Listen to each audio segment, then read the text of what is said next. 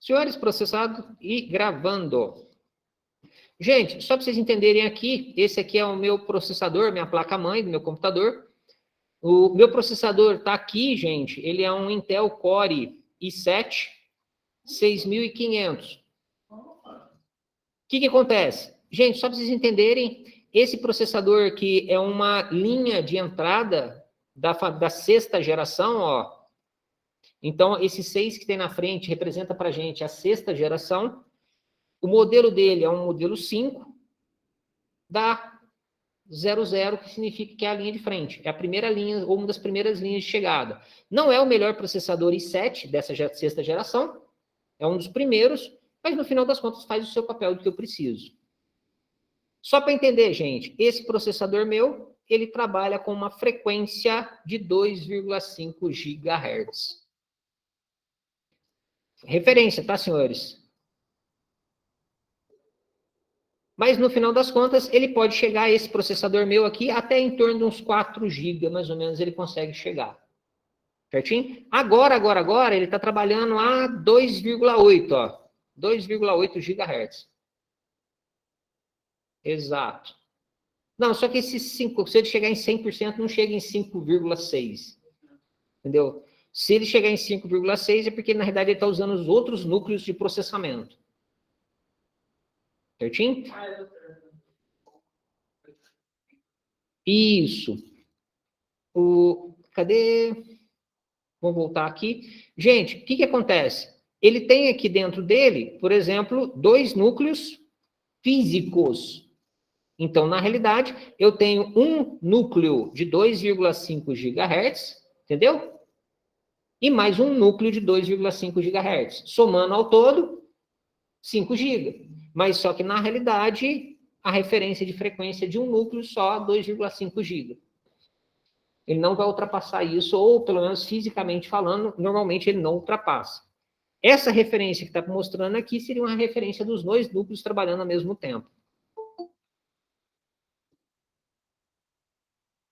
Tranquilo, senhores? Entendida a brincadeira? Gente, e é real, tá, senhores? Quem tiver interesse em trabalhar um pouquinho com computadores, vocês vão ver que existe uma técnica chamada overclock.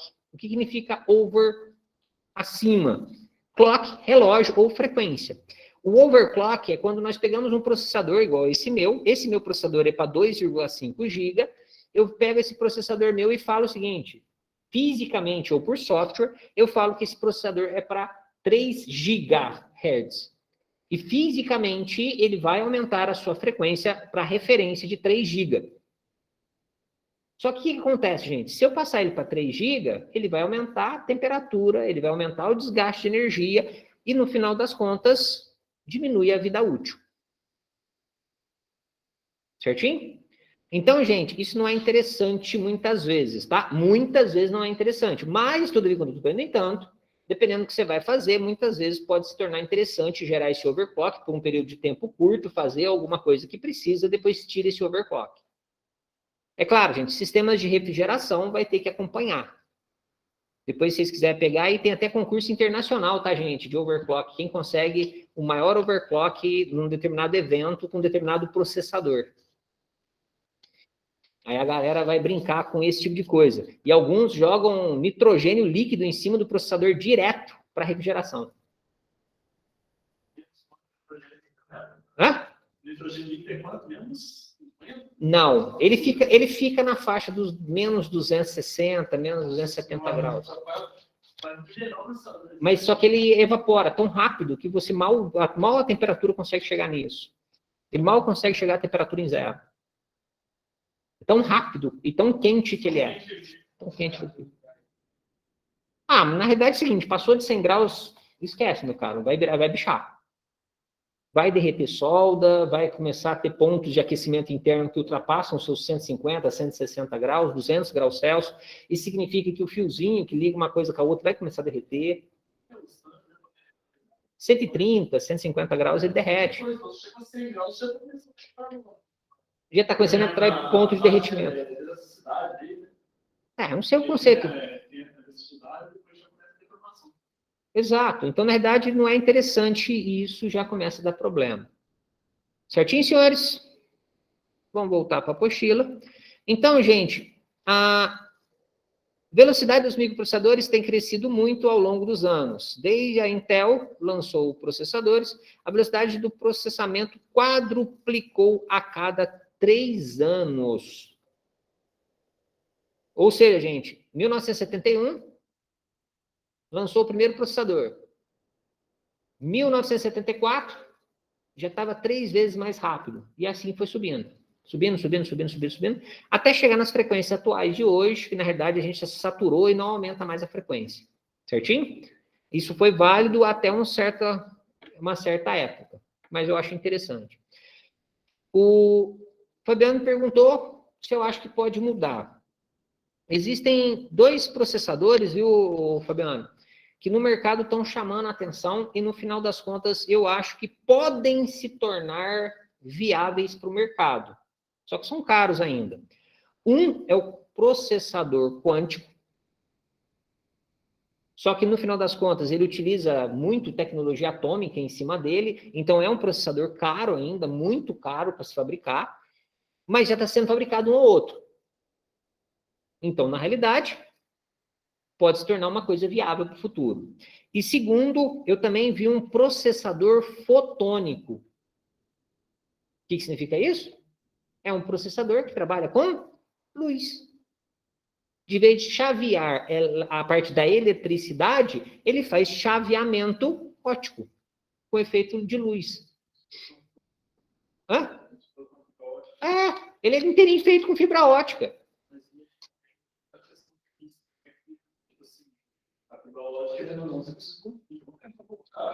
E aí ele tem um preço de luz que fazem a ligação, certo? Certo. Como você vai fazer isso se aquilo no processador dele? Você internamente... Não, mas aí tem que ter muitos canais de luzinha lá. Exatamente. É isso que eu estou imaginando, inicialmente. Digamos o seguinte, você tem um feixe de luz chegando com uma determinada informação. Um outro feixe de luz chegando com uma outra determinada informação. E o nosso microprocessador, o objetivo é operar matematicamente essa informação entre esses 2 feixes. Então, na realidade, o que vai acontecer? Esse feixe de luz vai entrar e ele já vai fazer o chaveamento ou a comparação lógica bit a bit óptico com luz. Lente, meu caro, lentes, microlentes. Imagina o que é microlentes. Onde cada jogo de lente pode fazer uma operação matemática diferente. Mas todos os 2 são absurdamente caros. Tanto o fotônico quanto o quântico são processadores caros. Mas os 2 quebram algumas barreiras de frequência. Principalmente que, na realidade, você não está mais trabalhando com frequências da eletricidade pura. Você já está trabalhando com frequências, no caso da luz, pelo efeito da luz, que já trabalha uma frequência pela cor que se usa, e a velocidade é a velocidade da luz, e o processamento quântico nós já estamos falando em nível atômico. Não interessa necessariamente a frequência da corrente elétrica que está passando, mas sim o quanto que nós conseguimos manipular os átomos, os elétrons e algumas coisas a mais ali dentro para poder gerar o processamento. Perfeito, gente? Então, na verdade, a gente tem outro nível de grandeza, a gente tem outras características que, no final das contas, não vão fazer mais sentido essa frequência que a gente trabalha com os processadores atuais. Certinho? Mas, mesmo assim, que eu acho caro. E o sistema multicore está chamando a atenção para mim de uma forma muito positiva. O que significa isso? Estamos diminuindo o tamanho do componente eletrônico, ou seja, dentro de um chip de silício, dentro de uma pastilha de silício, a gente está conseguindo colocar muito mais componentes a cada dia. E significa que está aumentando muito, muito, muito a quantidade de núcleos que nós conseguimos colocar em um processador. O maior processador que eu já trabalhei tinha 32 núcleos.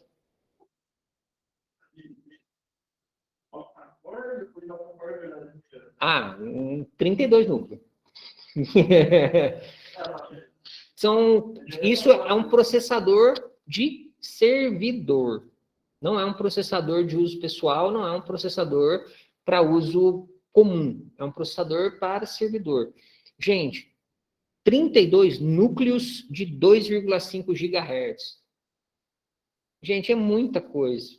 É muita coisa. Honestamente falando, tirando um servidor, gente, uma pessoa comum, não importa que esteja trabalhando ou fazendo, seja jogo, processamento de vídeo, imagem, gente, duvido que consiga usar os 32 núcleos no seu máximo. Não consegue, gente. Simplesmente não consegue. A gente não tem aplicação para isso. Se a gente não tem aplicação para isso, para que o mercado de desenvolvimento vai desenvolver uma tecnologia melhor? Não vai.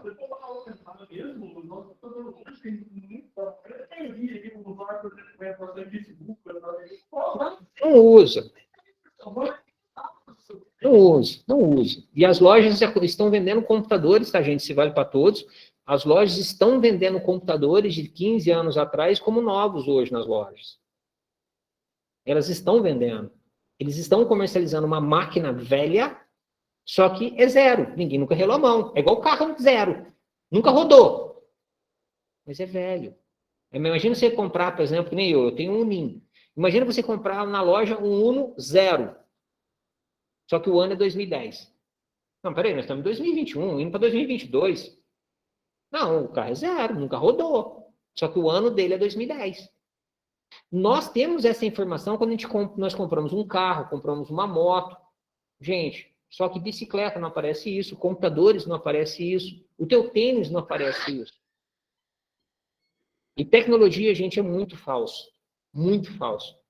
Porque se aquela tecnologia atende às expectativas do cliente, o cliente está feliz, mesmo que seja uma tecnologia arcaica. Que é o que você falou, Nicolas. O computador, para muitos usuários, sobra recurso. O que para muitos pode faltar, para alguns estão sobrando recurso. Então, eu acredito muito que esse sistema multicore ainda vai evoluir muito. Ainda vai evoluir muito. Por exemplo, que nem se pegar a linha mais nova, o i5, o i3, o i7, o i9 da Intel, que isso? A quantidade de núcleos e processamento deles são absurda. O meu é um Ryzen que eu tenho na minha casa, um Ryzen 5 de terceira geração. É absurda. Só que o meu Ryzen é um pouquinho mais puxado do que o Intel. Que o meu muitas vezes falta justamente esse conhecimento técnico, né? Vamos dizer assim. Às vezes a pessoa, não, tem que comprar um mais novo porque esse aqui é muito devagar. Não, o cara está usando de forma errada também o negócio. Ele está querendo jogar um joguinho, por exemplo, no computador. Exato. Qual que é a finalidade que você quer usar? Tem que começar a explicar um pouquinho, né? Então, e isso eu vejo que as pessoas muitas vezes não fazem. E caem do cavalo. Por quê? Se vocês entrarem no mercado hoje e pesquisarem computador gamer, eles vão pegar computadores de 10 anos atrás, 15 anos atrás, colocar uma placa de vídeo um pouquinho mais nova, e esse computador vai ser comercializado como um computador gamer. Só que ele tem uma vida útil muito curta, porque já faz 10 anos que ele já está rodando. Quem vai estar aguentando nas costas é a placa de vídeo. Mais 1, 2 anos, não vai aguentar os jogos mais novos. E isso é uma realidade que acontece aos montes. É claro, se você tem uma mina de dinheiro sem fim, não tem problema, troca de novo, de novo. Mas deixa triste, uma pessoa que quer um computador. Eu quero mexer em Facebook, sabe? Tá beleza. Aí a pessoa vai lá e 7 da vida. O que será que a pessoa está querendo fazer com 27, gastando quase 6 quilos no notebook para mexer em Facebook, sabe? Ela não vai trabalhar. Então, mas só que imagina o seguinte, uma pessoa que fez isso, esse computador vai durar uma vida. Vai durar uma vida, realmente. Vai durar uma vida. Não vai, no começo, ele não vai usar 10% da máquina que comprou. Só que para cada ano que se passa, esse percentual vai aumentando.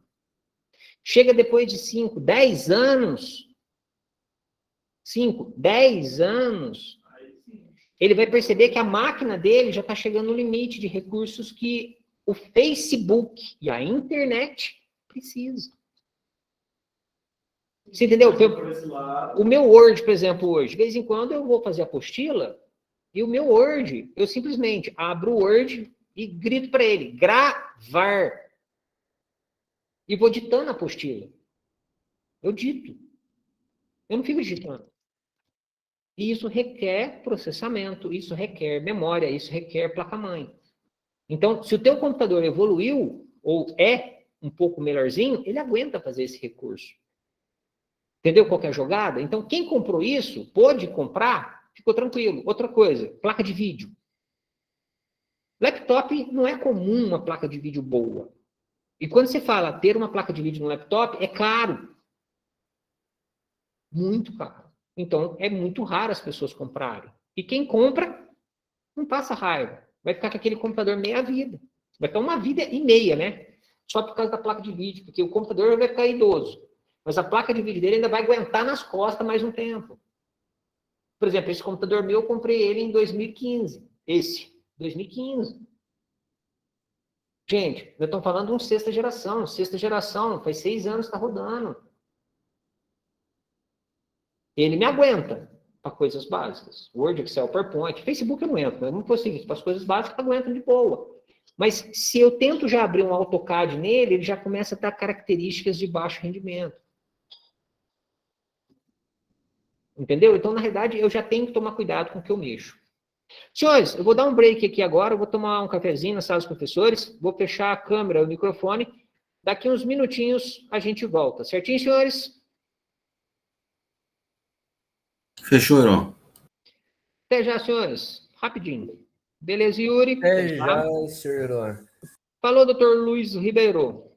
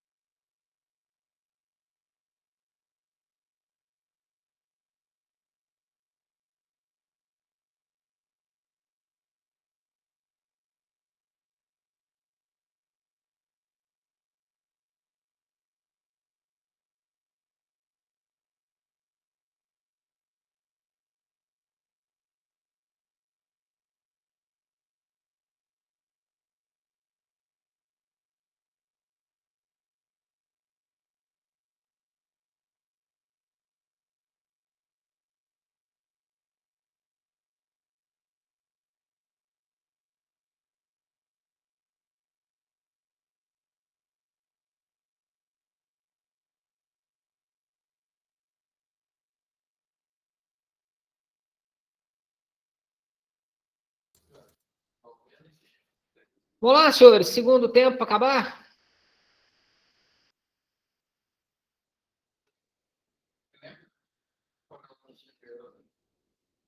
Ano passado, não se sabe quantos alunos meus começaram?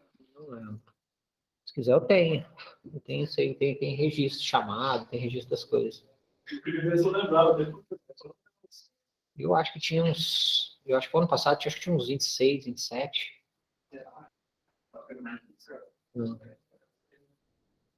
É verdade. Verdade. Vocês, eu acho que estava perto dos 40. Vocês estavam perto dos 40. Eu lembro que quando começou, A gente estava a sala do andar de cima lá, estava lotada até o pescoço, pegando cadeira pro lado de fora. Eu lembro que tinha alguma vez que eu ia fazer turno, e algumas vezes eu ia para faltava muito. No dia que eu chegava para a aula, cada jogo jogava um canto. Tipo assim, eu não tinha lugar. Aí eu tinha que pegar cadeira em outro lugar, eu pegava, eu tinha que sentar fazendo um cantinho que tá sobrando, ou um cantinho que tá sobrando aqui. Eu sempre ficava meio. Não.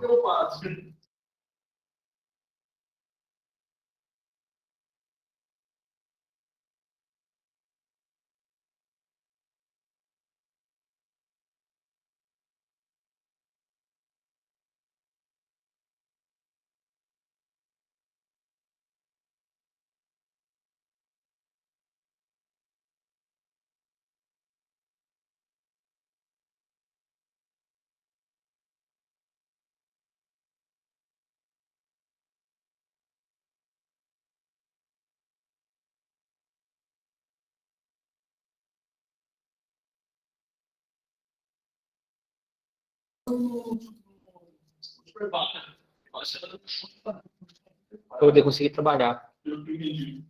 Não, assim, não tem jeito, não. Vambora, né, Toyori? Então, é que na realidade é foda, né? Ainda mais que dependendo do lugar que vai trabalhar, já pega turno noite, igual lá, vai até as 22 às vezes, aí é foda. Aí rebenta mesmo. Rebenta. E se for a opção que tem, aí complica mais ainda, né? Se for a opção que tem, você não tem opção. Tem que ganhar dinheiro, tem que pagar as contas. O que tem foi. Não, isso é verdade mesmo. O que tem foi. A galera correu atrás e quem conseguiu, quem continuou trabalhando, continuou. Quem ficou desempregado, abraçou o que teve. Abraçou o que teve.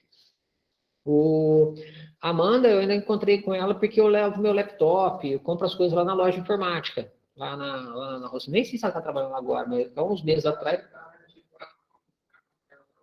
Estava lá ainda? Aí eu acabei encontrando com ela lá, tal. Eu conversei com ela, bonitinho e tal. Mas a maior parte também a gente mal tem contato. Isso que é complicado. Para poder conversar, tal, ver o que acontece. Ela, porque não.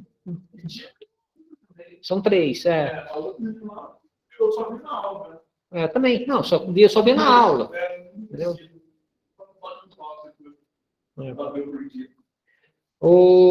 Senhores, vamos continuar mais um pouquinho para a gente concluir essa parte nossa aqui. Vídeo aberto, áudio aberto. Gravação em funcionamento. Pessoal, continuando um pouquinho. Largura do processador.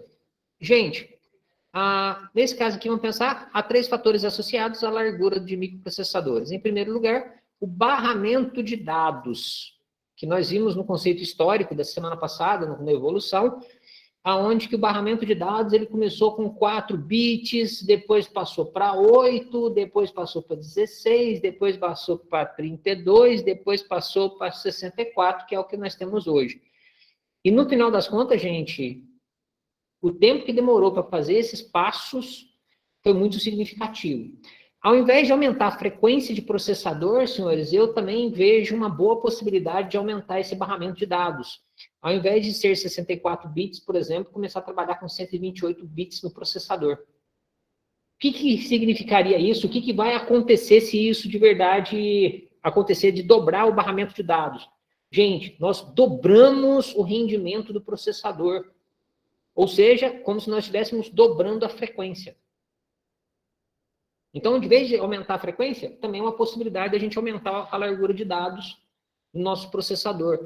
Por quê, gente? Porque, no final das contas, eu aumento o rendimento do processador, aumentar o rendimento do processador, também eu consigo fazer com que ele renda mais, e ele rendendo mais, eu não preciso aumentar a velocidade. Bora? Barramento de dados, que determina em que velocidade os dados se movem, dentro e fora da CPU, ou de dentro para fora, de fora para dentro da CPU. Perfeito, gente? A velocidade e a largura do barramento de dados estão diretamente relacionadas com a quantidade de memória de um chip. Também a gente tem que tomar cuidado, funciona o seguinte: todo processador, gente, ele tem dentro dele uma memóriazinha, que nós vamos chamar de memória cache. Essa memória cache, gente, é uma memória ridiculamente pequena comparado com outras memórias que nós temos no sistema, só que no final das contas são memórias extremamente rápidas. Por quê? Elas trabalham na mesma frequência que o processador. Se o processador é 2,5 GB, a memória também está rodando, essa memóriazinha interna roda também nos seus 2,5 GB. Tá, gente?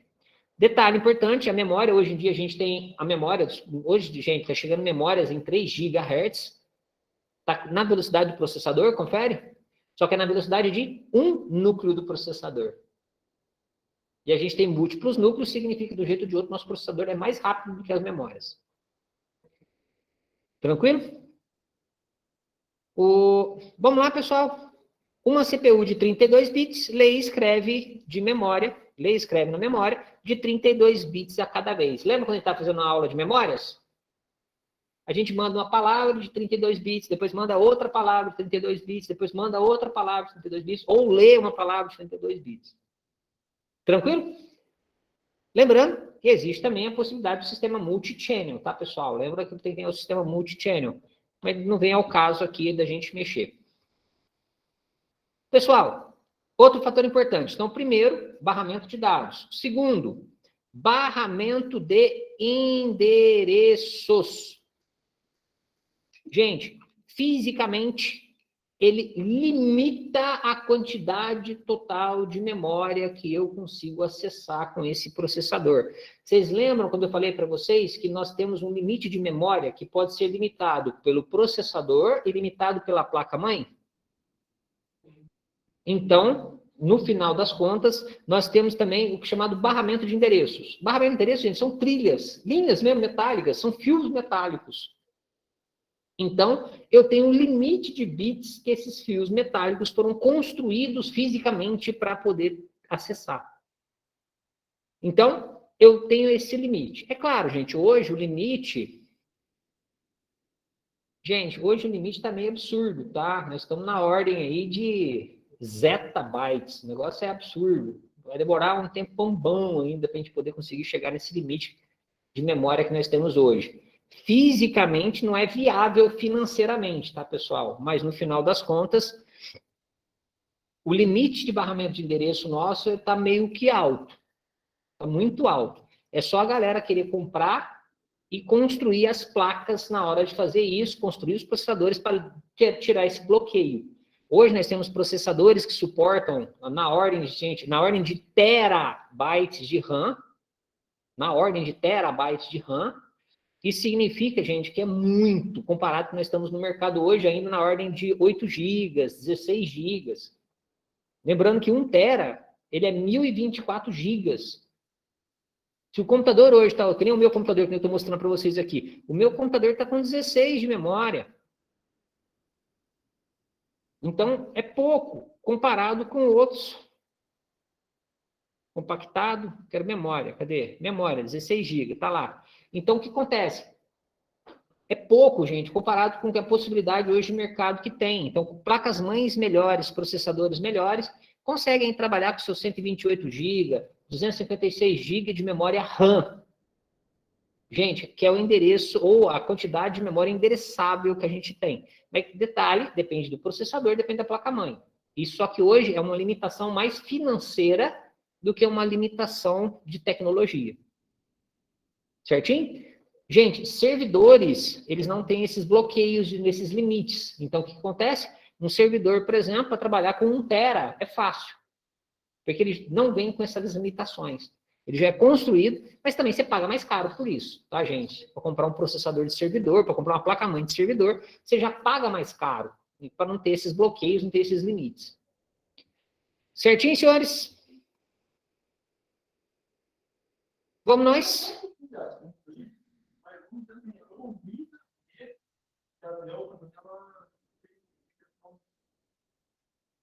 Colocar mais memória no computador. Tipo assim, ela não é qualquer tipo de memória que consegue ir. Sim. Sim, procede. Não é só Dell, não. Hã? Ah, Tipo assim, eu imaginei o quê? Seria o quê? Que é do. Sei lá, uma memória, vamos pensar no domínio da eletrônica. Vamos pensar no domínio da eletrônica. O que impede de eu alojar nessa memória uma codificação física? Slots, eu tenho um fio específico a mais que os outros computadores não têm. Um fio. Um contato a mais elétrico no meu pente de memória. Quebrou. Você não consegue encaixar esse pente de memória, mesmo que consiga encaixar esse pente de memória entre os dois, fisicamente são compatíveis, mas no final das contas, o Dell, ele tem um fio deslocado à direita, um contato elétrico deslocado à esquerda. Então, fisicamente, a gente pode fazer com que isso exista. Eletrônica, esse é o nosso mundo. Então, o que acontece? Por exemplo, um pente de memória tem lá mais ou menos em torno de 256 a 300 e poucos pinos de contato. O que impede de eu mudar um pouquinho a ordem desses pinos? Você entendeu? Fisicamente, não existe uma obrigação. A Dell é uma empresa gigantesca e ela pode simplesmente falar, eu vou fazer assim, eu comprei para a Kingston, por exemplo, a Kingston vai fabricar uma linha de memória para mim, específica para os meus computadores. Os outros fabricantes de memória, se quiser, está liberado fabricar. Não vejo problema. O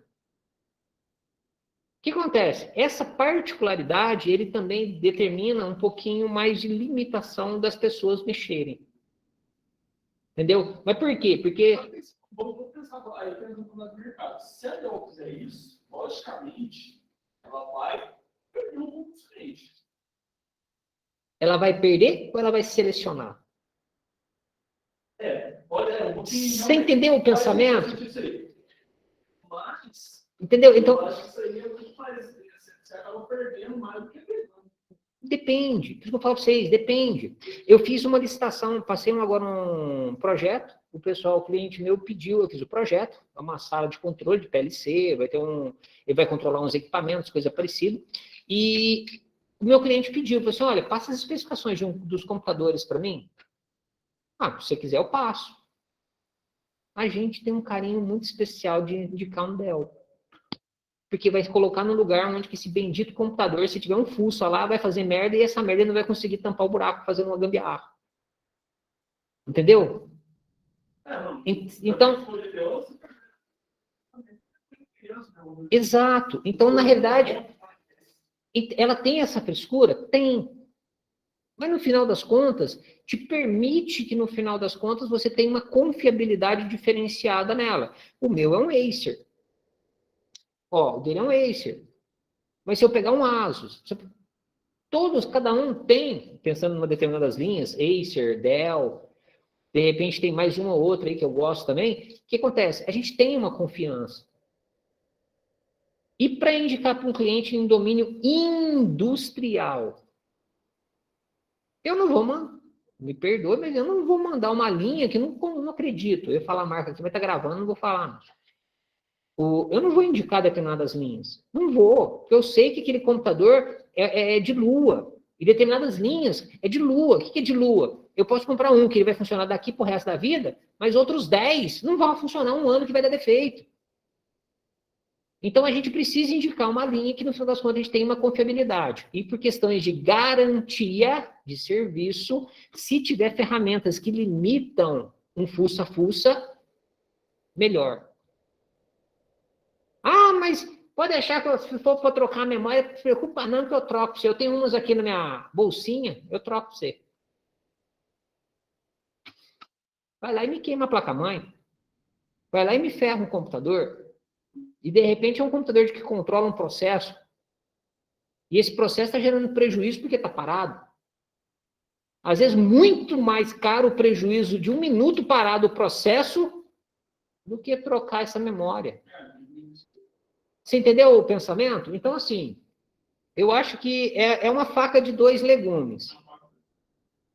Porque só que o lado também, tipo assim, se você tem mais concorrentes, você acaba expandindo mais o mercado. Né? Concorda comigo, nesse ponto, certo?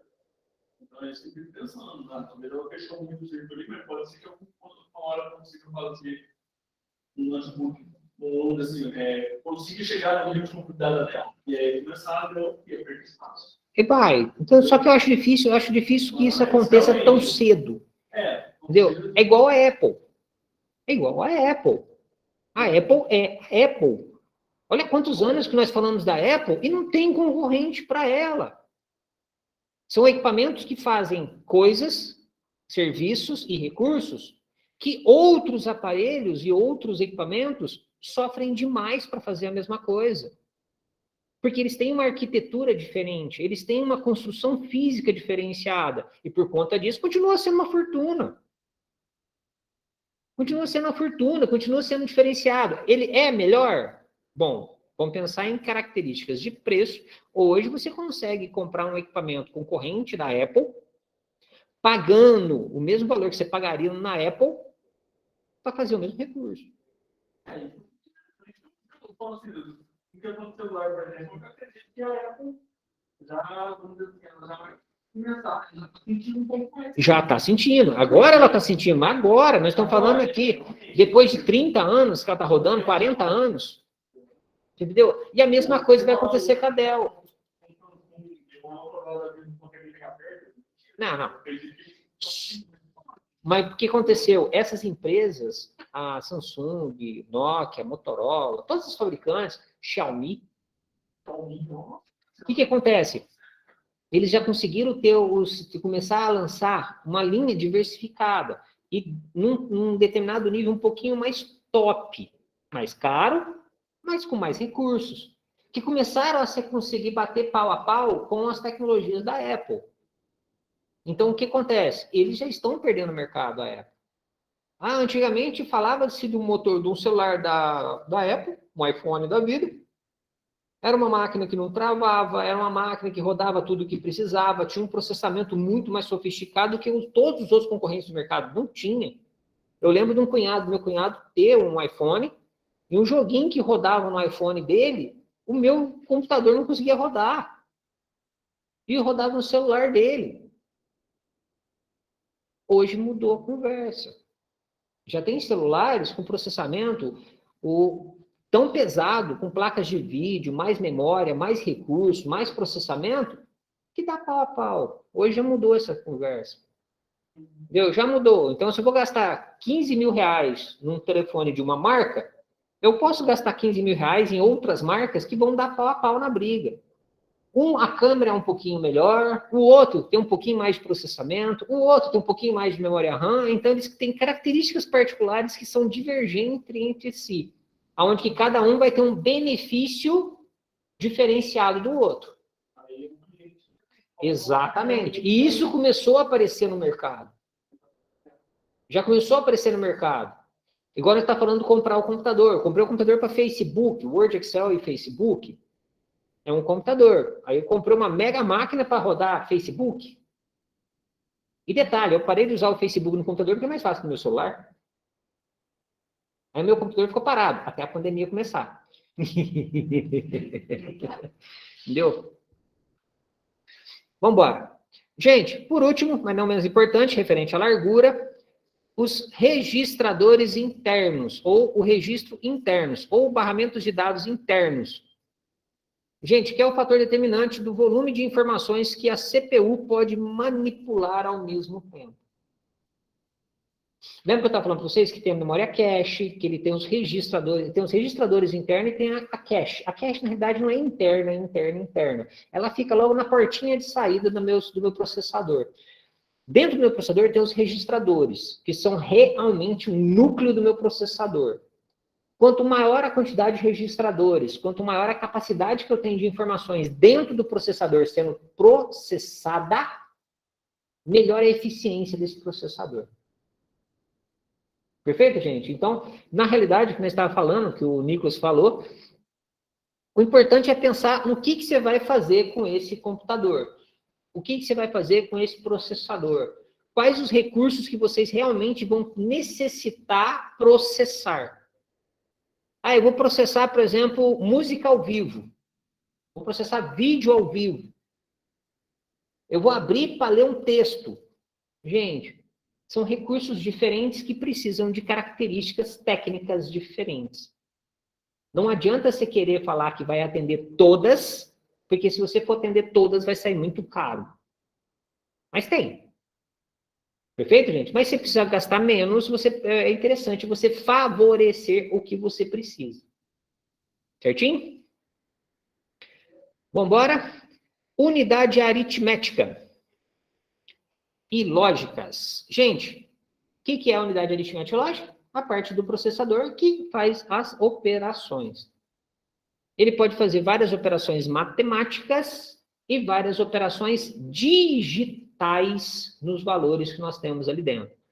Por exemplo, somar, subtrair, multiplicar, dividir. Mas ele também pode fazer lógica E, lógica OU, lógica exclusiva, lógica coincidente. Dependendo do processador, gente, ele tem muitas lógicas também que ele pode atuar, não somente operações matemáticas convencionais, mas sim também expressões booleanas que ele pode resolver.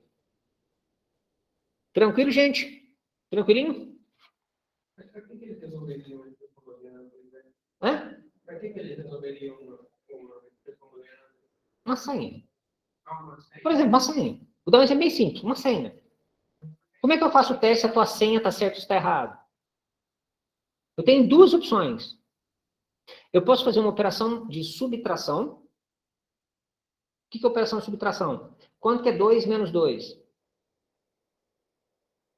0. Então, se eu pegar a senha que se digitou menos a senha que está salva, o resultado tem que dar 0.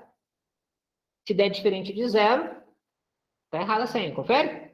Só que isso é complicado, porque eu vou precisar esperar você digitar a tua senha inteira para me avaliar se está certo ou se está errado. Agora, e se eu fizer uma porta exclusiva? A porta exclusiva vai também fazer uma avaliação bit a bit se a tua senha está correta. Você entendeu? Então, na realidade, são processos diferentes que podem chegar no mesmo resultado. Uma conta de subtração, esperando que o resultado dê 0, ou fazer uma comparação booleana, que nem o que eu falei, uma porta exclusiva. Que a porta exclusiva vai fazer com que, no final das contas, quanto que é 0 exclusivo, ou nesse caso, seria a porta coincidência, não a porta exclusiva. Mas quanto que é 0 coincidente com 0? É 1. 1 coincidente com 1? É 1. Então, se toda a tua senha for coincidente com a senha salva, o resultado é 1. Você entendeu? É assim que fazemos os conceitos de validação. Dependendo do sistema operacional, ele pode usar um processo ou ele pode usar o outro processo. Depende do programador. O programador decide o que ele vai fazer. E muitas vezes é essa característica, de novo, nós caímos de novo lá falando da Apple, do iOS da vida, comparado com um Windows, comparado com, por exemplo, o Android. Muitas vezes o sistema operacional, para se tornar barato, ele faz escolhas ruins. Gasta mais processador, gasta mais memória. Então, mas é o programador que decide isso. Entendeu? Também deve ter usado. Hã? Deve ter usado. Exato. Por exemplo, que nem o pessoal. A gente fala muitas vezes o seguinte: o meu computador, por exemplo, a licença dele é original, o Office é original, tudo é original no meu laptop. Legal. Então, na realidade, eu espero que o meu sistema funcione de uma forma boa. Agora, e a galera que usa pirata? Eu vou fazer uma coisa que vai cair no meio do povão. E eu sei que o povão vai fazer clone, vai fazer pirataria, vai fazer hackear meu sistema. Então, muitas vezes, por opção, eu tenho que fazer com que ele atenda às necessidades do cliente, mas eu também não preciso ser a prova de falhas. Entendeu? Hoje estima-se uma média de 1 bug Eu acho que a última vez que eu vi é um bug a cada 10 mil linhas de programação. Ou seja, uma falha a cada 10 mil linhas de programação. Isso em qualquer software, tá, gente? Não precisa ser só um sistema operacional. Gente, se vocês pensarem em um Windows da vida, o Windows tem ali seus 50, 60, 100 milhões de linhas de programação. Se uma a cada 10 mil, peraí. Dá para vocês imaginar quantos bugs podem passar num sistema operacional. Aí vai o preço que se paga. Entendeu? Vai pagar muito caro, a galera se preocupou muito mais severamente para poder fazer com que isso não tenha muito menos erro. Aí paga-se mais caro. Se você pegar um servidor do Windows, por exemplo, é excelente. Dificilmente eu peguei um servidor rodando um sistema operacional Windows como server e deu problema para mim. Mas é o servidor. E o sistema operacional? Você baixou ali no Pirate Bay a tua versão. E a pessoa ainda quer reclamar que o negócio da tela azul de vez em quando?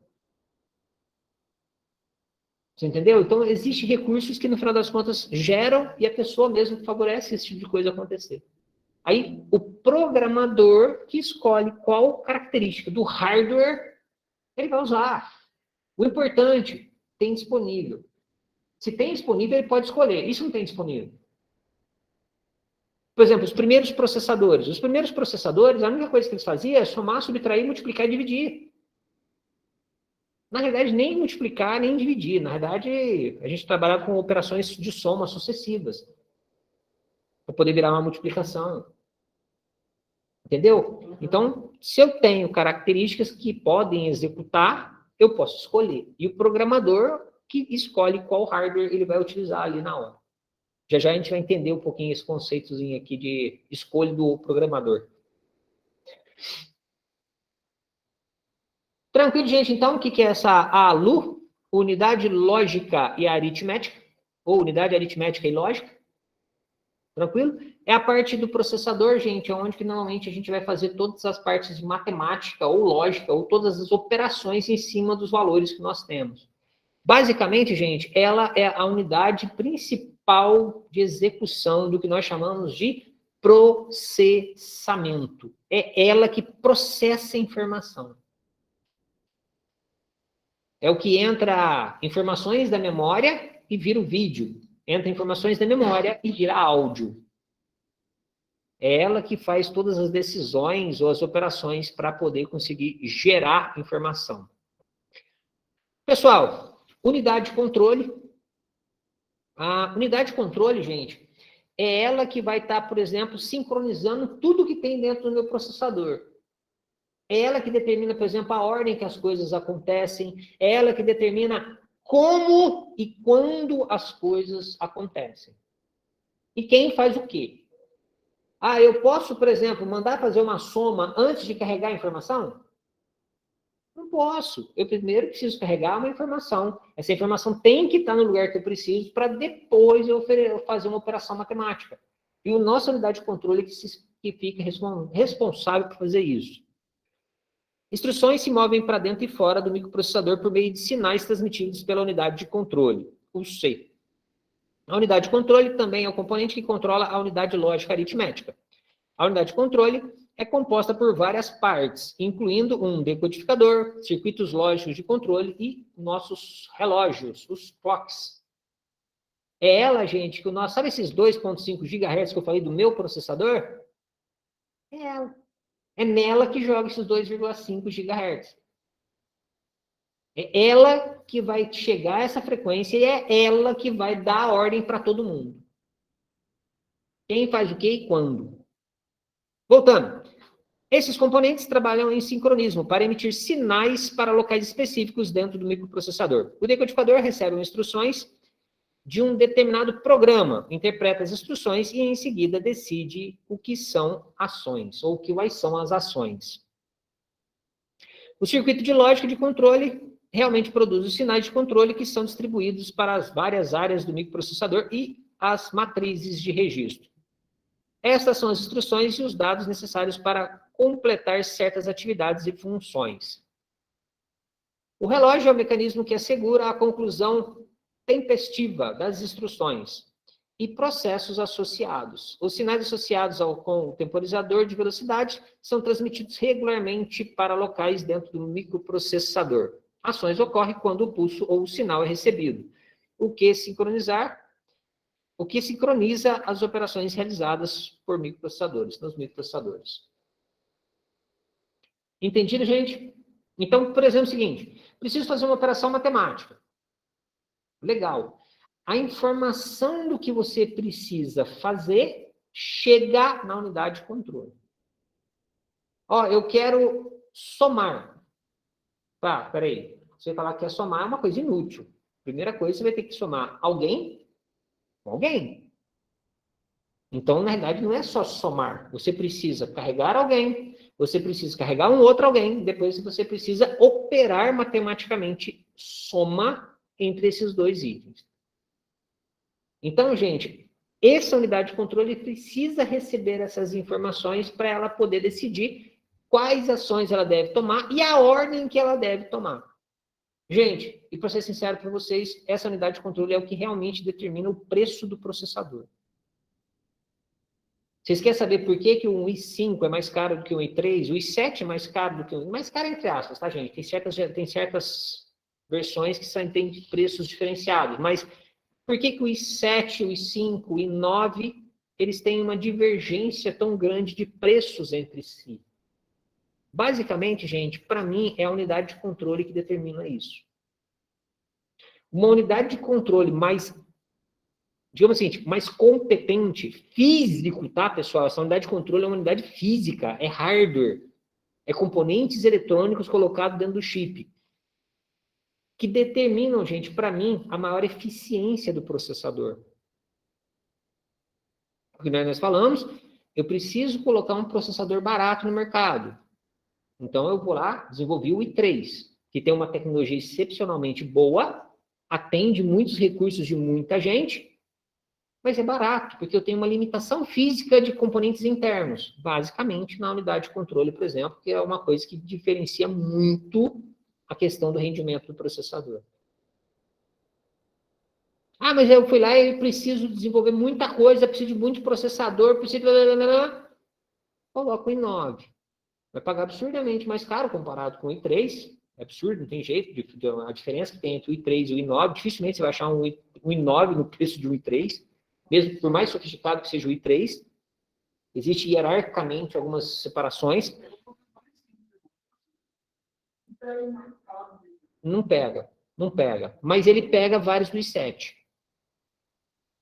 Existem vários de topo de linha do i7 que pegam preços do i9. Perfeito? E acontece a mesma coisa do i7 com o i5 e a mesma coisa com o i5 com o i3. E de vez em quando pega um i3 de top linha com a base da linha do i7. Entendeu? Tem algumas coisas que são mais ou menos assim, ó, só para vocês entenderem.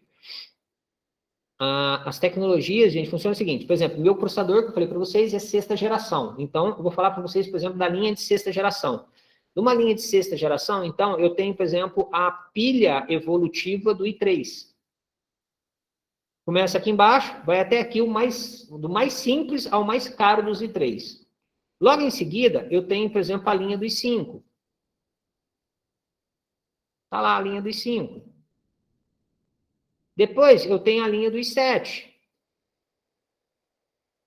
Depois, eu tenho a linha do i9. Vamos pensar que deve estar por aqui assim, ó. Então, existem componentes, tá, gente? Existem componentes que acabam tendo, por exemplo, essa linha aqui, ó. Bem aqui nessa linha, ó.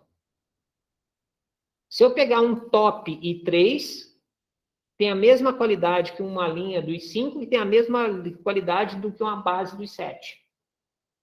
E muitas vezes o preço é equivalente entre todos, tá, gente? O i5, o i7 e o i9, nessa linha, mais ou menos, todos têm o mesmo preço. É muito caro por ser um i3, é barato para ser um i7. Aí tem que ver o que é. E detalhe importante, gente, que nem o Nicolas viu o meu i7 aqui e acha que é muita coisa. Mas o meu i7 é um i7 de base, não é um i7 de base. Então, na realidade, esse i7 meu, ele é mais ou menos parecido com vários i3 top de linha. Porque ele não é um top de linha. Quando eu falo top de linha, gente, todos esses que vocês estão vendo, por exemplo, é sexta geração. i3 de sexta geração, i5 de sexta geração, i7 de sexta geração. Não existiu i9 de sexta geração, tá, gente? O i9 ele entrou na oitava ou nona geração da família i. Eu não lembro de cor aqui agora, não. Então, gente, nós temos esse tipo de característica que também é divergente. Mas eu, em particular, eu peguei uma qualidade que tinha no meu menu i7 que nenhum i3 tinha na rede especial, que é uma memoriazinha cache um pouquinho maior. Que é a memória interna do meu processador, que ele é um pouco maior do que a maior que tem nos i3. Então, na realidade, eu optei por pegar esse i7 de base do que pegar um i3 top. Certinho? E no meio do caminho, ficaria no meio do caminho o i5. Então, eu teria um i5 no meio do caminho. Não é nem top, nem base. Que também seria bom, tá, gente? Qualquer um desses três, ele atenderia muito bem para mim. Mas, como eu utilizo alguns recursos, eu preciso de um processadorzinho um pouquinho melhor, principalmente em coisas de tempo real, gravar, streamer. Gente, esse cache interno faz diferença para mim. Muita diferença. Aí as pessoas não sentem, mas que no final das contas, para mim, esse 7.000 aqui embaixo ganhou desse 3. Por conta disso que compensou, valeu a pena isso. Certinho? Eu queria uma máquina que fosse coletar o detalhe depois, eu falei, eu primeiro, por enquanto, não vou depender disso para trabalhar. Mas eu quero começar a fazer isso. Entendeu? Tipo assim, a lutadora, eu sei que vai lá tudo. Eu não sei se eu trabalhar com ele todo dia, com isso, desenvolver um projeto grande, ele vai lá fora. Eu não sei se é. Digamos o seguinte, mesmo que seja um i3, dá conta. Só que você gasta muito tempo trabalhando. E isso pode se tornar caro para você. Aí o que acontece? Um processador i5, ele já tem características de processamento que só tops só tops i3 vão começar a ter. E custa muito caro. E em questão de valor de mercado, o que acontece? Se você for pegar um top i3, vai ser mais caro do que esse valor intermediário, do que o mediano i5. Não, eu lembro que na época, tipo assim, o top 3 era o mesmo preço que eu fosse pagar nesse, que é o i5, só que ele já tem parte de vídeo dedicado e também o processador já deve ter. Opa, falei, não, vai ser esse cara aqui. Exato. E eu não sabia que precisava de parte de vídeo dedicado, entendeu? Só que se eu fosse pular um nível ali com o i7, por exemplo, eu não ia dar. Aí eu já ia, tipo assim, eu já ia ter que desembolsar aí uns 20 de diferença. Daí para mais. Daí para mais. Para pegar pelo menos assim, o base do i7 com uma parte de vídeo dedicado. É igual o meu, esse meu tem parte de vídeo dedicado também. Esse tem. Esse tem. Isso aí foi fator de compra que eu precisava. Tem jeito, eu mexo com AutoCAD, mexo com desenvolvimento gráfico. Para a gente mexe com CAD, tem que ter. Tem que ter. E esse computador meu, dependendo do projeto que eu vou fazer, ele já começa a puxar o freio de mão. Tem alguns projetos que eu já mexo com 3D, aí os projetos que tem 16 GB de RAM. Só que ele precisa de processamento. Aí o processamento de vídeo e o processamento do processador mesmo, tanto a CPU quanto a GPU, já passa apertado. Já estão passando apertado, porque os projetos estão tendo muito mais detalhes do que tinha há 5, 6 anos atrás. Aí o que acontece? Hoje a gente tem projeto que no desenho 3D a gente tem um desenho 3D do parafuso, independente do resto da estrutura. Então, se eu for usar um parafuso específico, esse parafuso tem o seu desenho, é um sólido que está parafusado numa estrutura. Se eu tiver 1000 pontos de parafuso, vão ter 1000 parafusos no meu desenho. E todos independentes entre si. Eu estava falando quando eu comprei ele, eu estava muito tipo fazer um básico de software, faz uma peça. Aí já agora no trabalho, eu lembro quando eu comecei a ficar passado, eu fiz um projeto de um serviço de trabalho. Bem mais apertado. Sim. E perdendo muito mais tempo para conseguir abrir um projeto, já nem faço mexer. Exatamente, entendeu? Foi o que você falou. Ele é tipo assim, ele gosta de mandar um produtor, ou fazer uma determinada peça, ou um projeto, só que muito. Exato, eu falei, você consegue trabalhar, mas você gasta mais tempo. E isso pode se tornar caro para você. E esse tempo que você gasta pode se tornar caro. Caro o suficiente que compensa investir numa máquina maior. Quando isso acontecer, você investe numa máquina maior. É assim que funciona um processo industrial, ou um processo mais coerente de troca de hardware. Você não troca o celular porque lançou um modelo novo. A gente troca o hardware pensando que eu necessito de uma tecnologia que hoje eu não tenho, ou não dá conta. Mas, gente, é impressionante. Por isso que eu estou conversando com vocês a respeito disso, que é importante que vocês saibam. O processamento que tem num celular desse, de 10 anos atrás, esse mesmo não tem 10, não. Esse aqui é um pouquinho mais novo. Mas o que acontece? Esses equipamentos, eles são violentamente poderosos. De vez de você comprar, por exemplo, um TV Box, por exemplo, de você comprar um TV Box, você pegar um telefone celular de 5 anos atrás, 10 anos atrás, que é lixo para muita gente, você faz um TV Box muito mais poderoso. Você pegar uma parte de celular, é bem mais tranquilo de mexer do que... Exato. Então, assim, são tecnologias que estão evoluindo, que, na realidade, por questão de necessidade, a gente joga fora, mas que podem ser utilizados para muita coisa. Muita coisa. E o pessoal hoje está começando a migrar, que eu acho que o pessoal precisa reciclar muita tecnologia. Hoje, mas é muita pessoa, mas o celular mais antigo não consegue, não sei o quê. Gente, mas é impressionante o seguinte, a gente poderia estar com muito mais tecnologia disponível no mercado, num preço muito mais acessível, porque teoricamente já é uma tecnologia ultrapassada, mas no final das contas o pessoal ainda segura isso ou joga fora. É melhor jogar no lixo do que aproveitar isso para outras coisas. Bora! Pessoal, matriz de registradores. Registradores são, na verdade, áreas dentro do microprocessador utilizado para a memória. Eles são os locais, português não sei lá, são os locais onde podem conter dados e instruções que podem ser recuperados rapidamente. Voltando, gente, nossos registradores, eles estão no núcleo do processador. Isso significa que ele consegue trabalhar exatamente na máxima velocidade que aquele núcleo consegue trabalhar. Na maior parte dos casos, gente, lá dentro do núcleo do processador, a gente nem considera velocidade. Para trabalhar no nosso sistema, a gente considera ciclos. Eu preciso de um ciclo, 2 ciclos. Vocês se lembram de ter visto isso na parte de microcontroladores com o tio João? Que, por exemplo, para resolver determinadas instruções, eu preciso de 2 ciclos de máquina. Determinadas instruções, 4 ciclos de máquina. Dependendo da instrução, 1 ciclo de máquina. Não interessa a frequência. Interessa ciclos de máquina.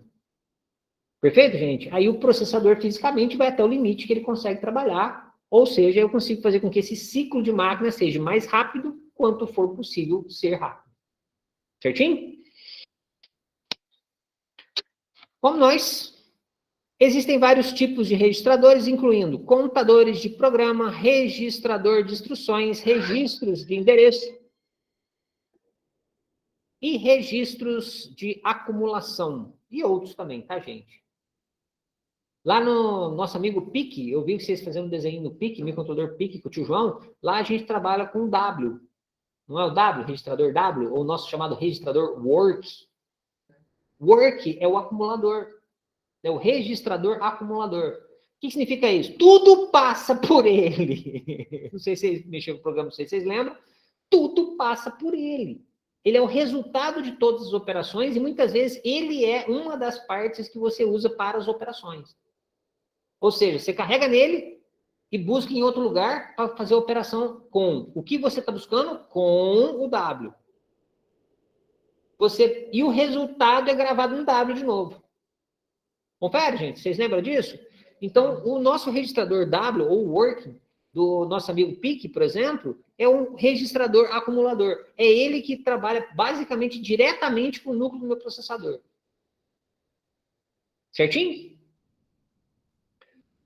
Sistema Bus, ou System Bus.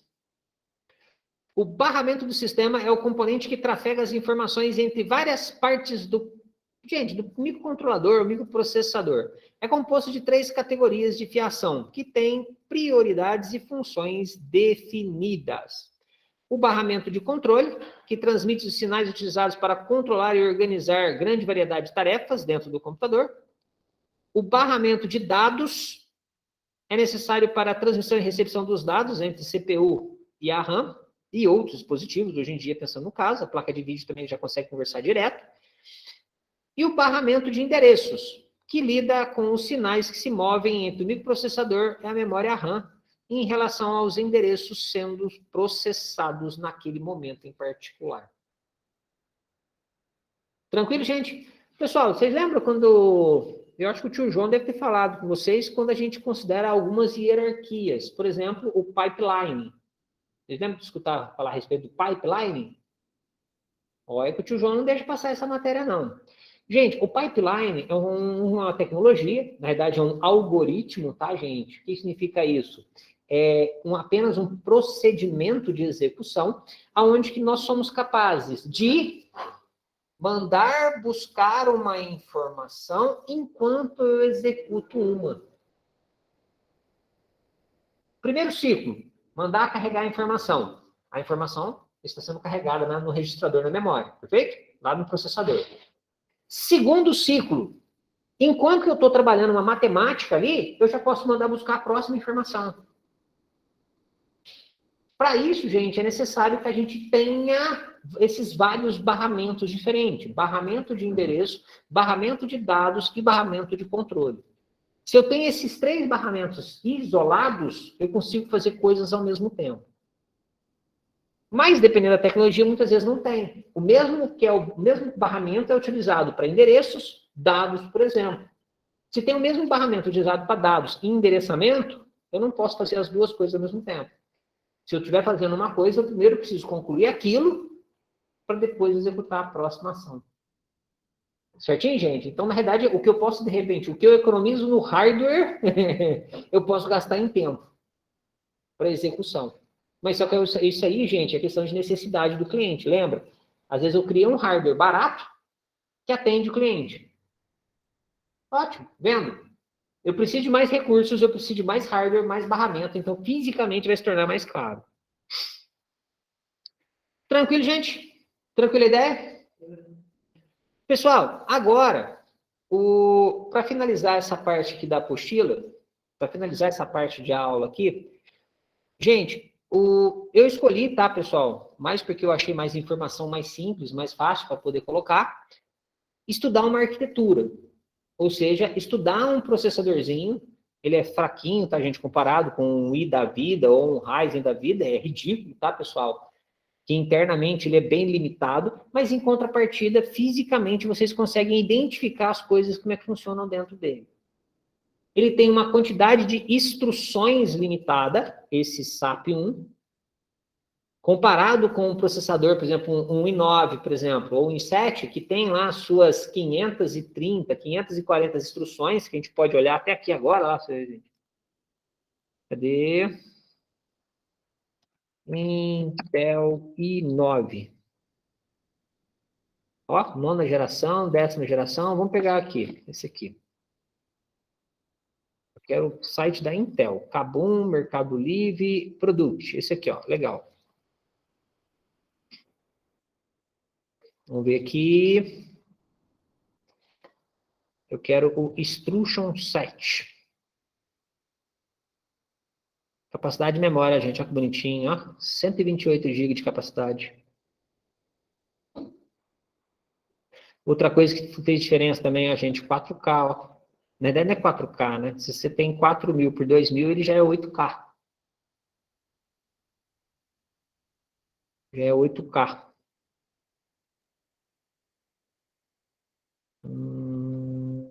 Não. Não vai mostrar, não? Aqui, ó. Não deixou bem definido pra gente, mas aqui, gente, aqui, ó. Extensões do conjunto de instruções. Instruções em 64 bits, conjunto de instruções da SSE 4.1, SSE 4.2 e a AVX2. Ele não vai falar especificamente aqui quantas, mas são esses 3 grupos de pacotes de instruções que ele aceita. Isso significa que dentro dele, ele vai operar todas as matemáticas que essa 4.1, 4.2 e essa AVX2 executam. Somar, subtrair, multiplicar, dividir, Sabe isso, gente? Então, essas são os 7 de instruções.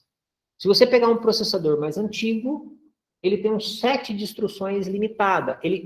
Por exemplo, vamos supor que o teu processador não saiba fazer multiplicação, mas ele sabe fazer soma. Você não consegue fazer a conta?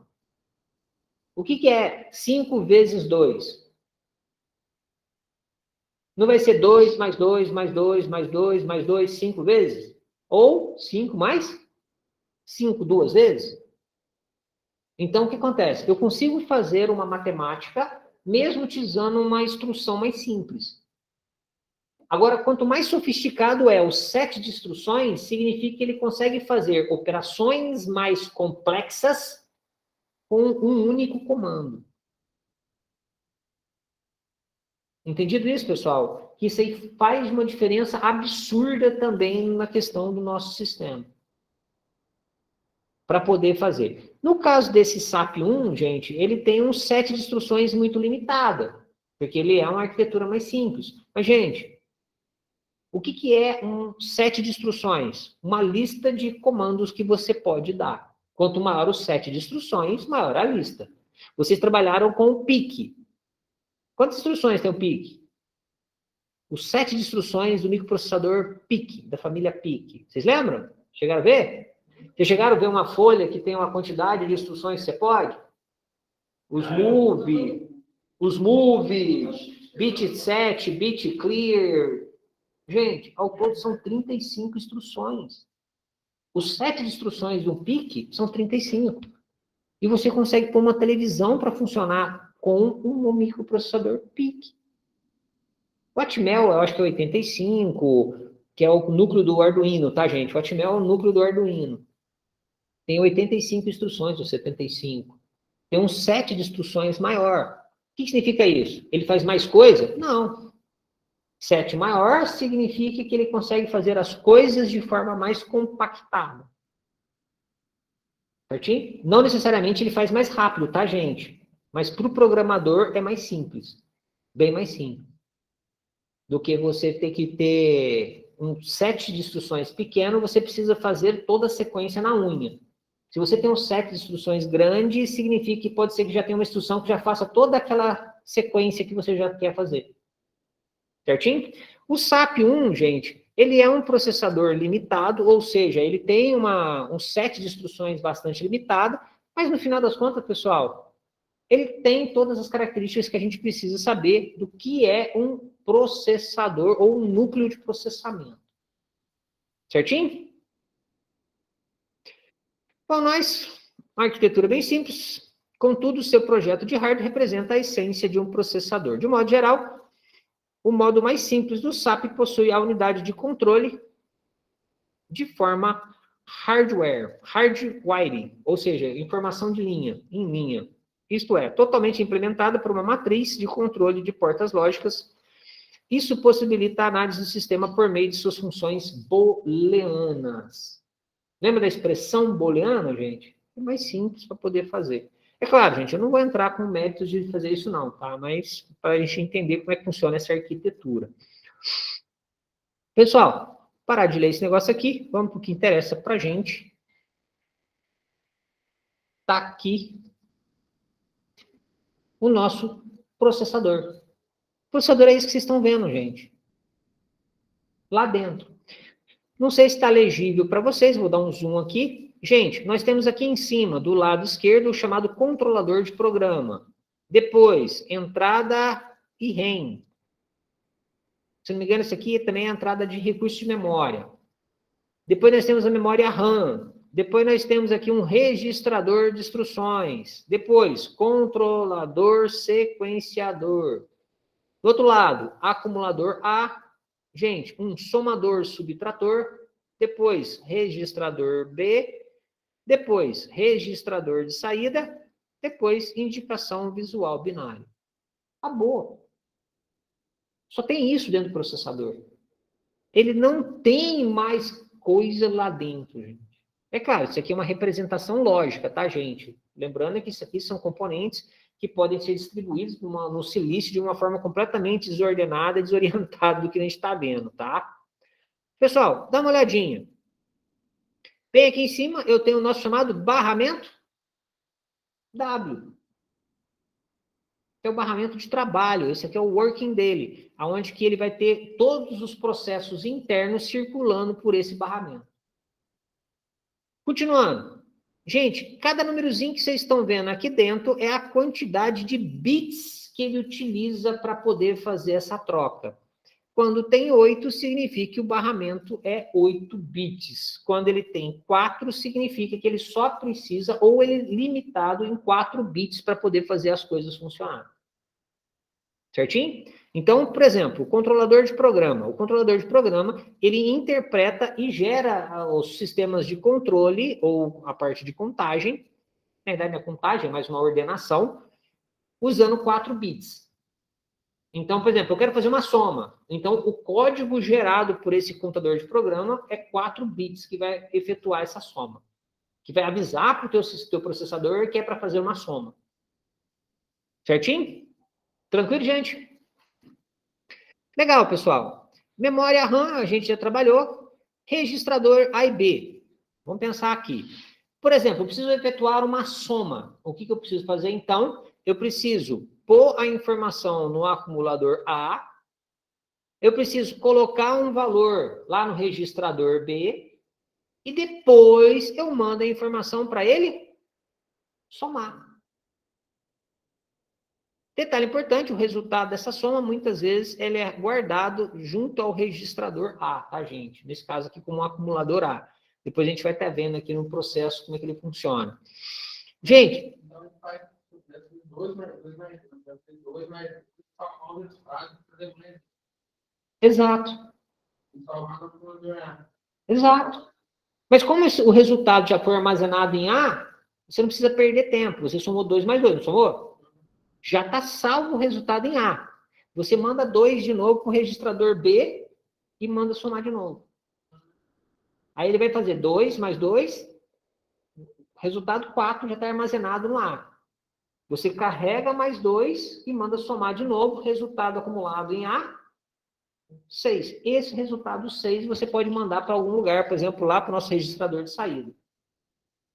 Aí o registrador de saída, por exemplo, vai gerar ali uma outra informação para a gente visual ou para onde você queira mandar essa informação de saída ali para algum lugar.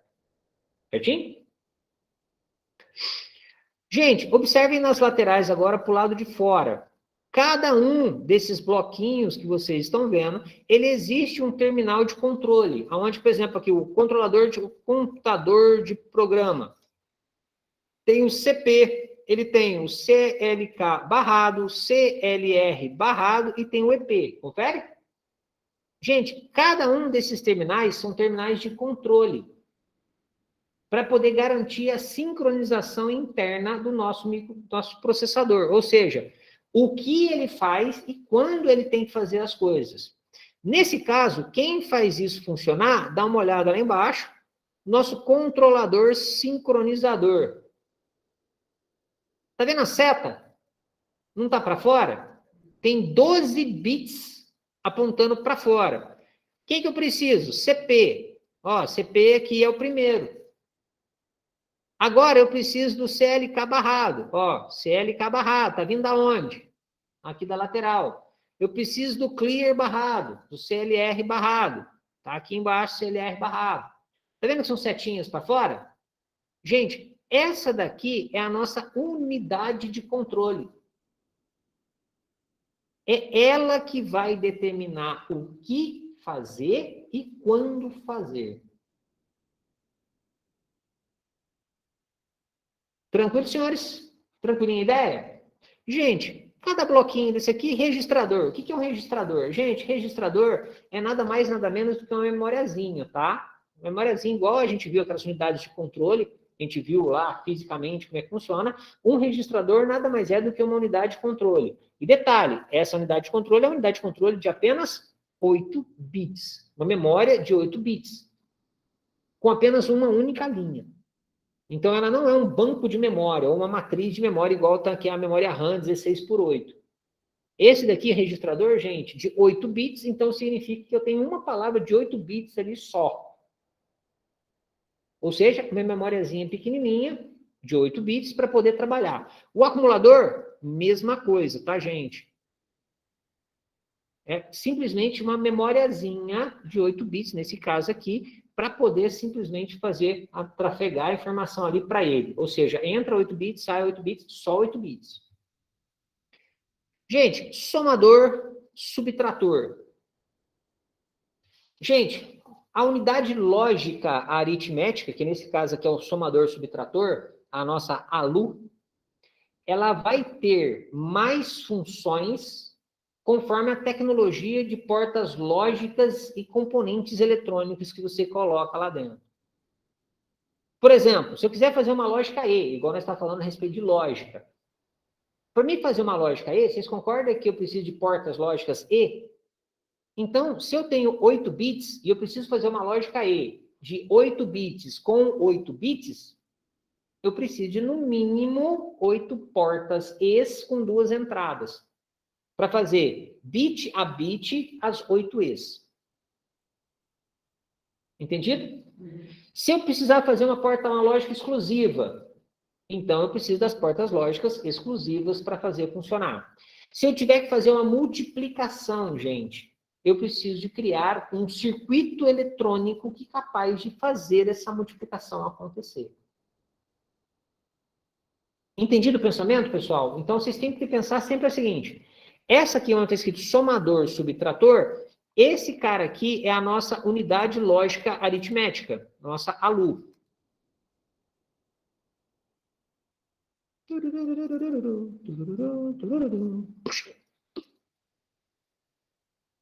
Isso é processamento, viu, né? Nossa unidade lógica aritmética, ALU.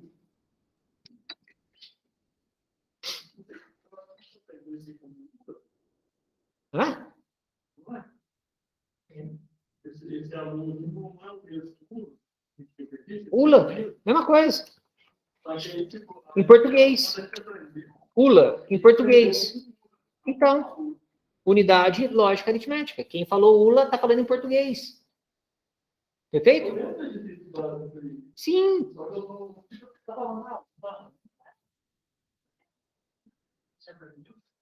A primeira vez? Vocês aprenderam por ULA, unidade lógica aritmética, quem deu aula para vocês falou em português. Só que como eu estou usando material, e a boa parte do material, muitas vezes, ele vem de origem inglesa, ele usa o ALU, ALU, ALU, ALU, ALU, ALU, ALU. Entendeu?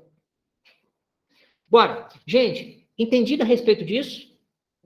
A unidade lógica aritmética, ela é tão inteligente quanto a construção física que fez ela, ou que construiu ela. Então, se esse daqui, ele é um somador subtrator, significa que internamente eu só tenho 2 circuitos eletrônicos de operação. Ou ele soma, ou ele subtrai. Ele não é capaz de fazer diretamente nenhuma outra operação matemática. Pobre, né, gente? Mas, no final das contas, gente, imaginando um processador igual esse daqui da época das cavernas, lá atrás, aonde que somando e subtraindo eu podia fazer qualquer operação matemática. Acabou, gente. É claro, limitados a um determinado grupo de operações matemáticas, tá, gente? Não é todas as operações matemáticas, mas um grande grupo de operações matemáticas, somando e subtraindo, eu resolvo. Certinho? Tranquilo? Gente, então, o que eu tenho? Um circuito eletrônico. Processadores modernos. Sabe o set de instruções? Se o set de instruções é grande, significa que a minha unidade lógica aritmética, minha ULA, né? Já que vocês gostam da ULA, significa que a minha ULA é maior, é uma capacidade muito maior de processamento, ou seja, ela tem uma quantidade muito maior de circuitos capazes de fazer operações diferenciadas. Tanto matemáticas, aritméticas, quanto lógicas. Gente, o que significa isso? Significa... Hã? Ela faz mais coisa? Do que só mais para ir. Perfeito. E detalhe importante. Muitas vezes, gente, é interessante a respeito disso, que ela sabe fazer, por exemplo, logaritmo. não necessariamente ela vai fazer o logaritmo mais rápido do que um outro operador, um outro processador mais antigo. Mas, na realidade, ela já sabe todos os procedimentos necessários para executar um logaritmo. Entenderam o pensamento? Então, o que acontece? Ela pode ser que ela gaste o mesmo tempo. Por exemplo, a gente vai fazer uma multiplicação. 3 vezes 2, igual a gente estava falando lá. Ou 5 vezes 2. Não existe operação de 5 vezes 2 nesse processador SAP 1. Ele não consegue fazer multiplicação. Nessa hora, quem tem que ralar? O programador. O programador que tem que ter essa sacada. Legal, se eu preciso fazer uma conta de multiplicação, então basta eu somar 5 vezes o 2. Ou basta eu somar, é mais inteligente ainda, né? 2 vezes o 5. São escolhas que o programador vai ter que fazer. Então, o programador que vai ralar para poder fazer as coisas acontecerem. Não vai ser o programa, nem vai ser o meu processador que vai ralar, vai ser o programador. Então, o que a gente estava falando a respeito de tecnologias mais antigas. Isso estava na aula passada, mas o Luiz Fabiano até fez uns comentários interessantes. Se ainda existia no mercado alguns processadores desses antigos. Sim, gente, ainda existe. Por que existe? Porque ele ainda consegue fazer tudo o que precisa fazer em determinadas aplicações. Aplicações simples, de comparação. Por exemplo, comparação de senha. Que você está falando, Gabriel. Não é fazer uma subtração? Legal, esse processador da época das cavernas faz. E muito mais barato. Você acha que minha telinha, sabe aquele negocinho para testar a senha que vai pôr aqui? Você vai digitar o número, confere? Vai digitar a sequência numérica, a hora que você apertar ali para fazer a validação, o que ele vai fazer? Uma subtração, e muitas vezes com um processadorzinho da época das cavernas. Tem que lembrar que a tecnologia vai de acordo com a necessidade que você tem. A velocidade do ser humano é lenta comparado com o sistema eletrônico. Mesmo o sistema de eletrônico de 40 anos atrás. Fisicamente, mecanicamente, a gente é muito limitado. Nosso dedo, aperta botão, aperta botão, aperta botão. Peraí, você apertou o primeiro caractere, ele vai guardar na posição da memória RAM aquela senha. Aquele número que você apertou, e aperta o próximo, próximo, próximo, próximo, próximo. A hora que você apertar asteriscos, ele vai, por exemplo, simples, fazer uma operação de subtração. Se o resultado é igual a 0, ele vai fazer isso, isso, isso. Se o resultado for diferente de 0, não interessa qual seja o resultado, ele vai fazer isso, isso e aquilo. Ou seja, um processador arcaico consegue ser colocado para funcionar numa máquina extremamente nova. Igual nós estávamos falando a respeito do PIC. Gente, eu peguei centrais de alarmes novas, 2020, 2021, que dentro dela estava com PICs. Alguns subcontroladores PIC. Alguns de 16 bits, são mais novinhos, e alguns ainda de 8 bits. Nossa, Firão, então quer dizer que essa central de alarme usa tecnologia desatualizada? Não! Porque ele é rápido o suficiente e faz tudo o que precisa para o cliente. Ou seja, a gente que está desatualizado. Porque se isso é a tecnologia que eu preciso, eu não preciso gastar componentes novos com uma coisa que não precisa. Eu não vou colocar um Core i9 numa central de alarme. Vai gastar mais energia e vai ter ociosidade. Olha lá, gente, olha aqui, enquanto eu estou falando com vocês, vamos voltar aqui, que isso aqui eu acho legal. O que acontece com o meu processador se você não faz nada? Aqui eu estou transmitindo, tá, gente? Eu estou transmitindo, está gravando e está ficando em 33%. E aí? Meu processador está ocioso. É claro, não está tão ocioso não, porque como de tela aqui, nós chegamos naquela hora lá em 60%. 60% de processamento significa que meu processador já está numa região de trabalho constante. Se você pegar numa central de alarme, a central de alarme é ociosa, gente. Ela fica à toa. Verificar se o sensor está sendo ativado ou não é muito lento. E aí, como é que você está? Está bem. E agora? Continuo bem. E agora? Daqui a pouco até o sensor pula da parede lá, porque ele tá estressado. Entendeu, gente?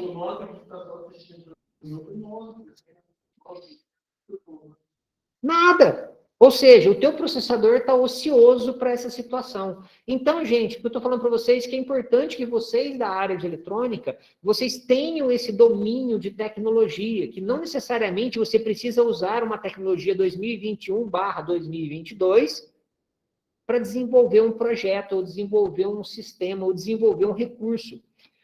O Iruan, ultimamente, eu estou virando um acumulador de celular. Estou com umas ideias de jirico muito boas.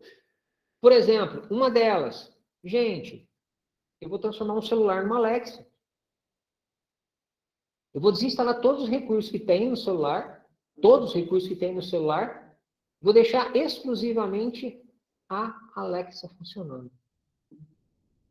Tem microfone, tem câmera, tem caixinha de som, tem saída de áudio. Posso chuchar a fonte direta aqui, deixar 24 horas por dia ligado na tomada, não vou precisar usar bateria. Dependendo do celular, permite até você trabalhar sem a bateria.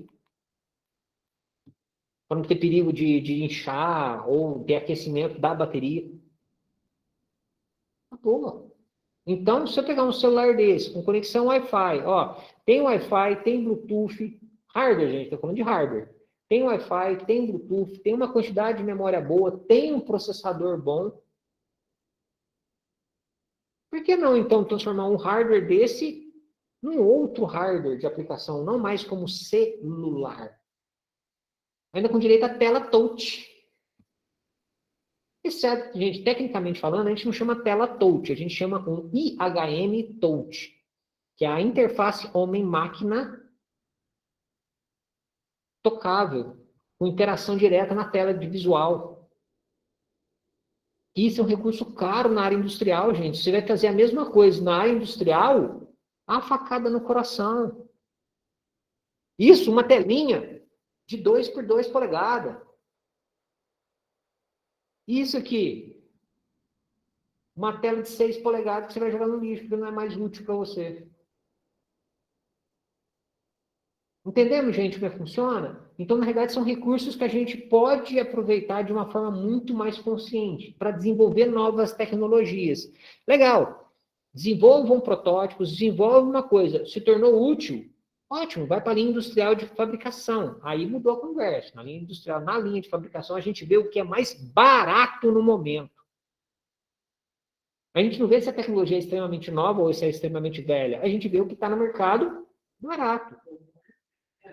Não, o que tem no mercado que atende, mais barato. Você não vai achar no mercado, por exemplo, uma linha de fabricação do SAP 1, esse que a gente está falando, desse processador. Esse processador não existe no mercado. Uma chave Philips, beleza, composta em 3 lugares, chave Philips, qual o mais barato? Acabou. Dá uma especificação, por exemplo, não só chave Philips, dá uma especificação, por exemplo, de aço carbono, ou uma característica que você realmente precisa e ver qual que está mais barato. Então, você vai pegar com chave Philips aberta, é foda. Você vai ligar na Gedore para fazer uma consulta de preço, a Gedore sempre vai perder. Uma Belzer sempre vai perder o orçamento, porque a pior qualidade deles é muito mais alta do que outros fabricantes. A pior linha de uma Belgium, a pior linha de uma Gedore é absurdamente melhor do que os top de linha de algumas marcas. Então, primeiro, tem que especificar pelo menos uma qualidade que você precisa naquela chave. Se explicou uma qualidade que precisa naquela chave, aí foda-se, não faz diferença que marca que vai atender. Tem aquela qualidade que você precisa? Tem. É a mais barata? É essa que você compra. Eu já comprei chave Philips.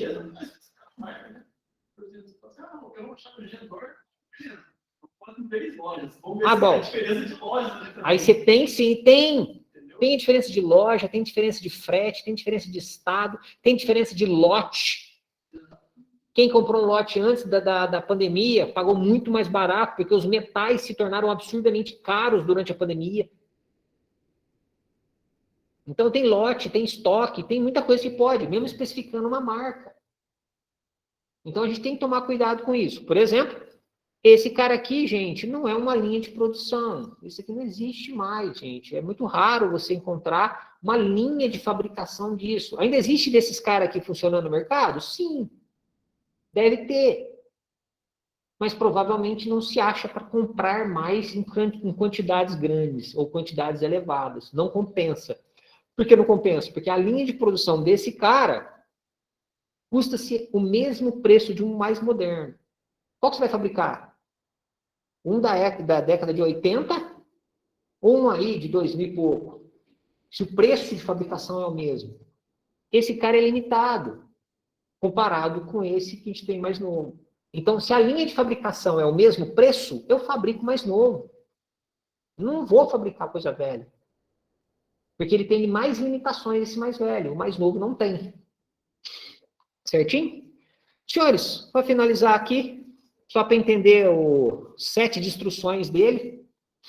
Gente, as operações que podem ser realizadas são LDA, ADD, SUB, OUT e HLT. O que significa isso? LDA, carrega dados da RAM para o acumulador. ADD, soma um dado da RAM com o acumulador. Subtrai o dado da RAM com o acumulador. OUT, carrega os dados do acumulador no registrador de saída. HLT, para processamento. Só. Não faz mais nada. Isso é a lista de instruções que esse cara tem. Tudo que você vai fazer e deixar de fazer, eu quero fazer uma consulta de senha. Não adianta você falar isso para mim. Você já sabe que é uma consulta de senha. Agora você vai ter que pegar as informações que você tem aqui, dessas instruções, e criar o programa para fazer essa consulta de senha. Tranquilo? Gente, nessa hora, como é que vai funcionar? Por exemplo, olhando na tabelinha. Se eu quiser fazer um load, um carregamento para o acumulador, eu utilizo o código 0000. Se eu quiser fazer uma adição, 0001. Se eu quiser fazer uma subtração, 0010. Se eu quiser jogar para o registrador de saída, 1110. Se eu quiser parar o processo, parar o processador, colocar o processador em stand-by, 1111. Essas, gente, são as instruções binárias. Um processador, gente, não aceita linguagem C, assembler. Não. O nosso processador, gente, ele só aceita código binário. Ou seja, o PIC, o Arduino, o Atmel, que é o núcleo do Arduino, o Intel, o AMD, para conversar com o processador físico, ele só aceita código binário. É claro, gente, quem está programando muitas vezes usa uma interface. Essa interface é um programa, por exemplo, vocês mexeram com o MPLAB para mexer com o PIC.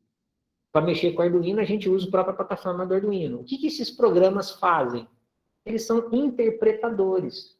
Você digita uma sequência binária, ou um código, ou em Assembly, ou uma linguagem C, ou um Visual Basic, e ele converte para uma linguagem de programação. Certinho? Pessoal, depois, o que nós temos que fazer? Gerar um programa. Senhores, eu vou parar por aqui, falta só uma página um pouquinho, só para poder a leitura do programa, vai tocar o sinal. Vou estar encerrando por aqui, para não atrasar o pessoal aqui do Pelicano, para a gente poder não atrasar eles, que eles têm que fechar a escola. Na sexta-feira da semana que vem, gente, eu vou fazer da seguinte situação. Eu vou finalizar essa parte da leitura e esse exemplo de programa, só para vocês entenderem como é que funciona a interpretação desse programa, e depois, logo em seguida, minha ideia é bolar uma lista de exercícios para poder ser a base da prova que a gente vai fazer na outra semana, 2 semanas depois. Para a semana que vem, então, fazer a lista, ou passar a lista. Para outra semana, gente, a gente corrigir e já finalizar essa parte de processadores também. Certinho, senhores? Por enquanto, dúvidas, perguntas? Podemos encerrar, senhores? Podemos. Certinho, senhor Fernando, doutor Yuri. Gente, uma boa noite para vocês, um bom final de semana. E semana que vem a gente encerra essa apostila de microprocessadores. Falou, senhores. Até mais. Falou. Até. Falou, Iron. Boa noite. Falou, Luiz. Falou, Fernando. Bruno. Interrompendo a gravação.